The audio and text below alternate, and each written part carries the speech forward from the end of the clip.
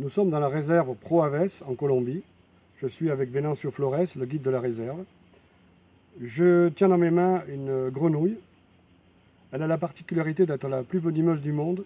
Elle appartient au genre Phyllobates qui compte 5 espèces. Celle-ci, la Phyllobates terribilis, est la plus venimeuse.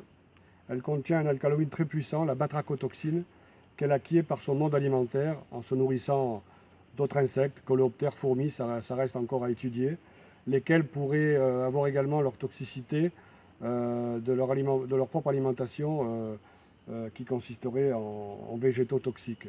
Là aussi, il reste à parfaire cette connaissance. On peut voir que cette grenouille qui appartient à la famille des Drendobatidae est d'une coloration très voyante, orange, là en l'occurrence. Il y a plusieurs morphos d'ailleurs. Elle signale ainsi sa toxicité à d'éventuels prédateurs.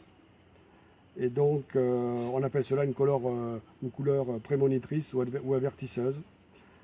Comme je l'ai dit, c'est une grenouille très venimeuse, à tel point que l'ethnie Ambera de Colombie l'utilisait jadis et encore apparemment aujourd'hui pour chasser avec leur sarbacane.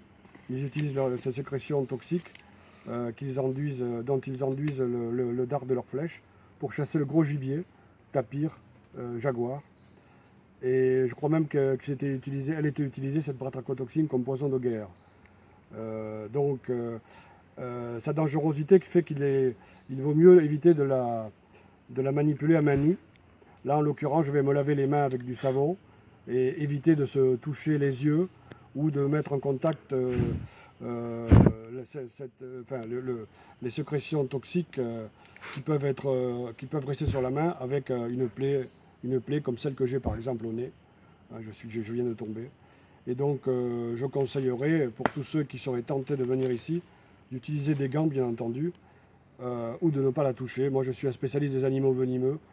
Je regarde cette grenouille avec émotion puisque c'est la première fois que j'ai cette grenouille dans la main. Et cela fait plusieurs années que je rêvais de venir l'observer dans son milieu naturel. Donc je vais devant vous la relâcher et donc lui permettre de regagner son biotope.